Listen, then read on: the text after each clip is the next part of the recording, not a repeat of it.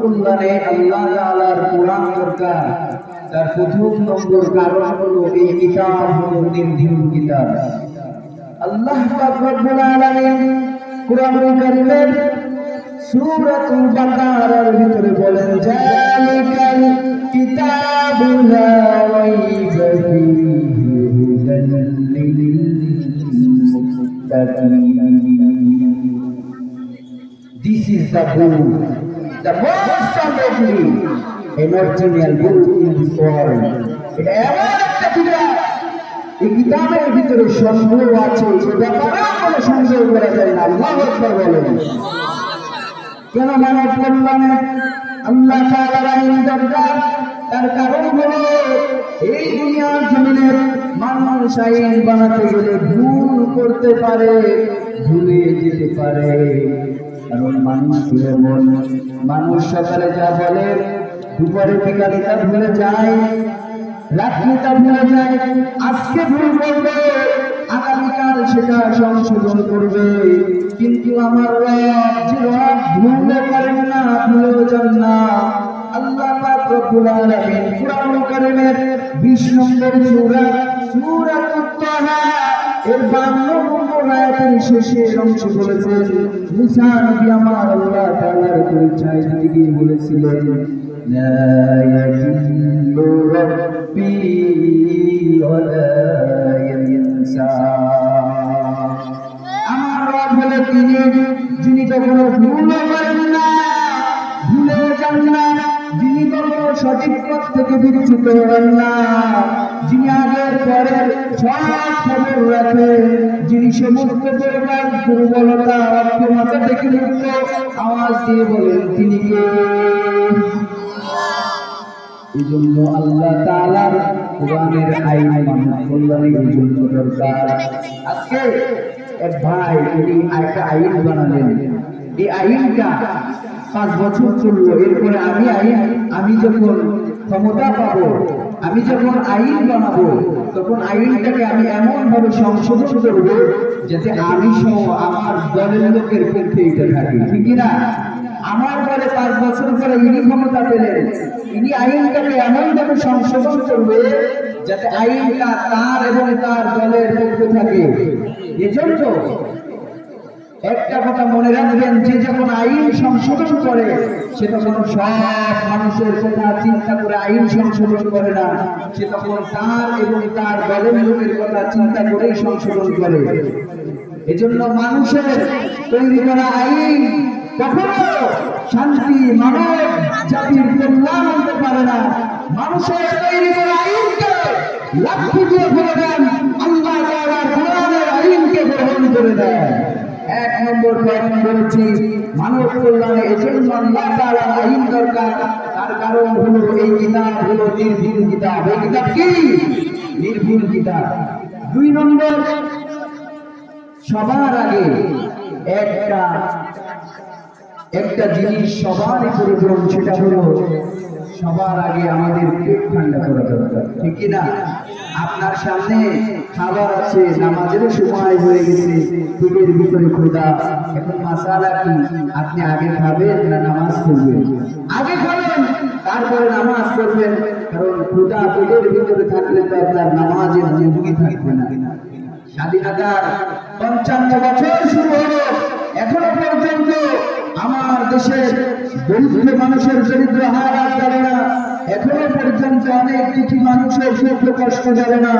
এখনো পর্যন্ত অনেক এলাকার মানুষ ঠিকমতো খাইতে পারে না, ঠিকমতো চলতে পারে না।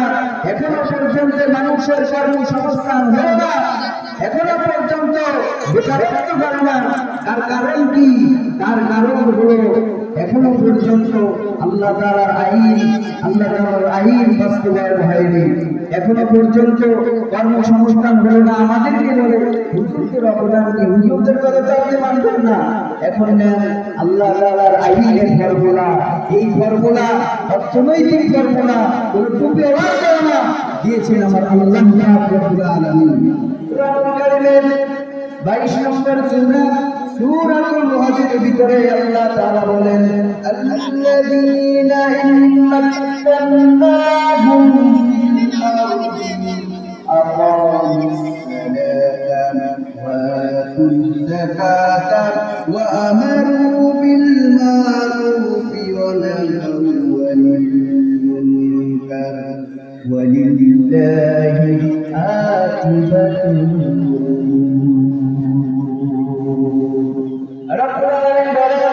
যখন এই সমাজের ভিতরে আমি মুমিনদের রাষ্ট্র ক্ষমতায় দিয়ে দিব, তখন তো তাদের জন্য এটা দায়িত্ব হয়ে যাবে।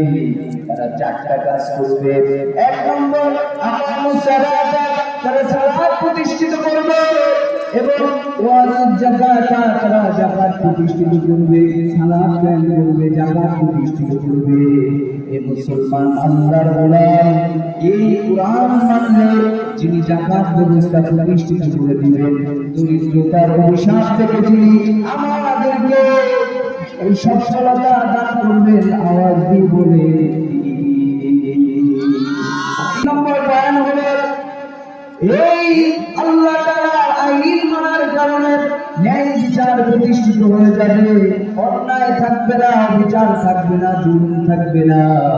অন্যায় বিচার জুলুমের মূল্য কঠোর হয়ে যাবে, ন্যায় বিচার প্রতিষ্ঠিত হয়ে যাবে। রাসূল সাল্লাল্লাহু আলাইহি সাল্লামের মাধ্যমে আল্লাহ তাআলা দেখেন কেমন ভাবে ন্যায় বিচার প্রতিষ্ঠিত করেছেন। আল্লাহর রাসূল সেটা বাস্তবায়নের মাধ্যমে উম্মতের জন্য প্র্যাকটিক্যাল আদর্শ হিসাবে রেখে দিয়েছেন। জুম্মার সানি খুতবার ভিতরে আপনারা এই আয়াতটা শুনে থাকেন। আল্লাহ রাব্বুল আলামিন কুরআনুল কারীমের ভিতরে বলেন, আল্লাহ তাআলা রাব্বুল আলামিন কুরআনুল কারীমের 16 নম্বর সূরাতুন নাহলের 90 নম্বর আয়াতের ভিতরে বলেন, ইন্নাল্লাহা ইয়া'মুরু বিল আদলি ওয়াল ইহসানি ইলা আখিরাত। রাব্বুল আলামিন বলেন, এই সমাজের ভিতরে নিশ্চয়ই তোমরা সৎ আচরণ করবে এবং ন্যায় বিচার প্রতিষ্ঠিত করবে, ন্যায় বিচার করবে। এখন রাসূল সাল্লাল্লাহু আলাইহি সাল্লাম যখন মদিনার রাষ্ট্রপ্রধান ছিলেন, ওই সময়ের একটা ঘটনা। রাসূলুল্লাহ সাল্লাল্লাহু আলাইহি সাল্লাম যখন মদিনার রাষ্ট্রপ্রধান ছিলেন, ওই সময় একজন সম্ভ্রান্ত পরিবারের মহিলা আসলো, চুরির অপরাধে ধরা পড়লেন। মাসুমা গোত্রের কুরাইশী বংশের একজন মহিলা রাসূলের দরবারে চুরির অপরাধে ধরা পড়লেন। এখন সাহাবীদের উপরে গুঞ্জন শুরু হয়ে গেল। সাহাবায়ে কেরাম একে অপরের আলোচনা করছেন, পারস্পরিক কথাবার্তা বলছেন। রাসূল সাল্লাল্লাহু আলাইহি সাল্লাম যদি কুরআন অনুযায়ী রায় দেয়, আমরা তো জানি কুরআনের রায় হলো আল্লাহ তাআলার রায় হলো চোর চোর, তুমি পুরুষ হোক, মহিলা হোক, ধনী হোক, নারী হোক, চোর চুরি করলে হাত কেটে দিতে হবে। এখন আল্লাহ তাআলা আইন দিয়ে বিচার করবে। যদি রাসূল বিচার করে তাহলে তো ওই মহিলার হাত কেটে দিতে হবে। এখন আল্লাহ রাসূলের কাছে একটু সুপারিশ নেওয়া দরকার। কারণ সম্ভ্রান্ত পরিবারের মহিলা, এই মহিলার যদি হাত কেটে নেয় তাহলে বংশমর্যাদা একটু নষ্ট হয়ে যাবে, বংশমর্যাদা একটু দুর্বল হয়ে যাবে, বংশমর্যাদা টিকিয়ে রাখা দরকার। কিন্তু কে যাবে রাসূলের কাছে? কার আছে এতগুলো সাহস? তখন ওই সাহাবীদের ভিতর থেকে একজন সাহাবী ডাক দিয়ে বলল, আমাদের ভাই সাহাবা, আল্লাহ রাসূল আপনাকে অনেক ভালোবাসে, আপনি কি রাসূলের কাছে যান, রাসূলের কাছে যায় বলেন। তখন সাহাবাকে যায় রাদিয়াল্লাহু তাআলা রাসূলের কাছে গেলেন এবং রাসূলের কাছে যায় বললেন। সঙ্গে সঙ্গে আল্লাহ তাআলা রাসূল ডাক দিয়ে বললেন, ও সাহাবায়ে কেরাম, তোমরা সবাই শুনো, একটু সাহস তোমাদের কেমন করে হলো, কেমন করে আল্লাহ তাআলার আইনের বিরুদ্ধে কথা বলতে, আর কেমন করে আল্লাহ তাআলার আইনের বিরুদ্ধে পদক্ষেপ নেওয়ার তোমাদের সাহস হলো। এ আমার সাহাবায়ে কেরাম, তোমরা শুনো, আজকে এই আসামিটা এই চুরির অপরাধে ধরা খাওয়া সম্ভ্রান্ত পরিবারের মহিলা না হয়ে আমার কলিজার টুকরা মেয়ে ফাতেমা যদি হইত, আমি বিচারক হয়ে, বাবা হয়ে আমি রায় দেওয়ার সময় চিন্তা করতাম না আমার কলিজার টুকরা মেয়ে, আমার মেয়ের কথা ভেবে আমি রায়টা হালকা করার চেষ্টা করতাম না, বরং আমি রায় দিয়ে দিতাম আমার মেয়ের হাত কেটে নাও। আর হাত কেটে নিয়ে জল্লাদে আমি তলোয়ারিটা জল্লাদ থেকে নিয়ে আমি নিজে বিচার হয়ে বাবা হয়ে নিজে আমার মেয়ের হাত কেটে আল্লাহর দুনিয়ায় ন্যায় বিচার প্রতিষ্ঠিত করে দাও।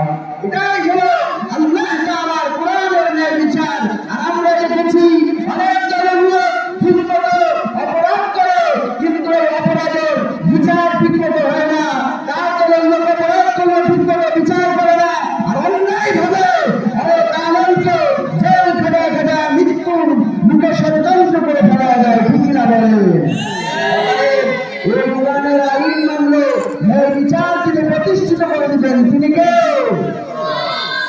নাম্বার 4 হলো যে সমাজের ভিতরে আল্লাহ তাআলার কোরআনের আইন চালু হয়ে যায়, ওই সমাজের ভিতরে শাসক শোষক হয় না, সে তখন খাদেম হয়ে জনগণের কল্যাণে আল্লাহ তাআলার জাহান্নামের ভয়ে ওই নিজেকে জনগণের জন্য অকাতরে বিলীন করে দিয়ে থাকে।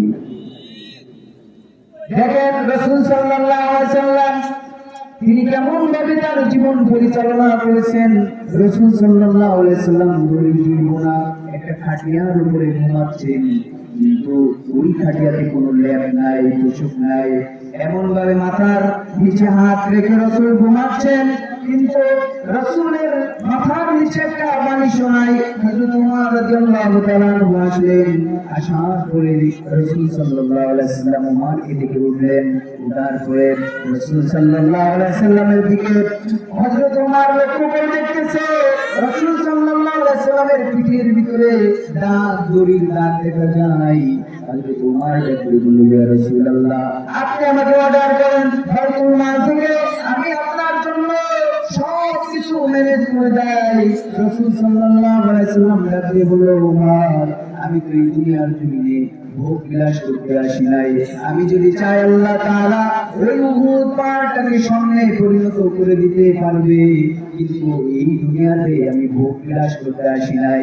দেখেন, ইসলামী রাষ্ট্রে রাসূল সাল্লাল্লাহু আলাইহি ওয়াসাল্লাম নিজে রাষ্ট্রপ্রধান থাকার পরেও ভোগ বিলাস করেন নাই, ভোগ বিলাস করেন নাই। হযরত ওমর রাদিয়াল্লাহু তাআলা ওই সময় হযরত ওমর রাদিয়াল্লাহু তাআলা ঘরের ভিতরে মোমবাতি জ্বালায়া একটা ওই অফিসিয়াল জনগণের কল্যাণে কাজ করতেছে। এমন সময় একটা মানুষ আসলেন, সালাম দিলেন, খলিফাতুল মুসলিমিন, আমি কি ঘরের ভিতরে একটু প্রবেশ করতে পারি? হযরত ওমর ডাক দিয়ে বলল, একটু অপেক্ষা করো। সঙ্গে সঙ্গে এবার হযরত ওমর রাদিয়াল্লাহু তাআলা আনহু ফু দিয়ে মোমবাতিটা নিভাইয়া দিলেন, আর একটা মোমবাতি জ্বালালেন। জ্বালানোর পরে বললেন, তোমরা এবার রুমের ভিতরে আসো। এবার ওই আত্মীয় স্বজন ডাক দিয়ে বলল, খলিফা, আপনার সামনে তো মোমবাতি আগুন জ্বালানোই ছিল, কেন আপনি মোমবাতি আগুনটা ফু দিয়ে নিভালেন? আর একটা মোমবাতি আলো কেন আপনি জ্বালালেন? তখন হযরত ওমর ডাক দিয়ে বলল, ও আমার আত্মীয় স্বজন, তোমরা শুনো, এই তোমরা এতক্ষণ আগে যারা আসছিলে, এই আসার সময় তোমরা যখন আমাদের কাছে আমার কাছে আসছিলে, ওই সময় যে মোমবাতির আলোটা জ্বলতেছিল, ওই মোমবাতিটা হলো জনগণের টাকায় কেনা। আর আমি যে কাজগুলো করছিলাম জনগণের কল্যাণেই কাজ করতেছিলাম। তোমরা শোনো, এরপরে আমি মনে করলাম তোমরা আমার সঙ্গে পার্সোনাল কথা বলবে, ব্যক্তিগত কথা বলবে। ব্যক্তিগত কথা বললে জনগণের আমানতের খেয়ানত হয়ে যাবে, কারণ জনগণের টাকায় কেনা মোমবাতি। এই জন্য ওই মোমবাতিটাকে নিভায়ে আমি নিজের টাকায় কেনা মোমবাতির আলো জ্বালায় তোমাদের সঙ্গে কথা বলতেছি। দেখেন, ইসলামের ন্যায় বিচার থাকলে, ইসলামে আল্লাহ তাআলার আইন থাকলে কেমন ভাবে সব কিছু কমপ্লিট হয়ে যায়।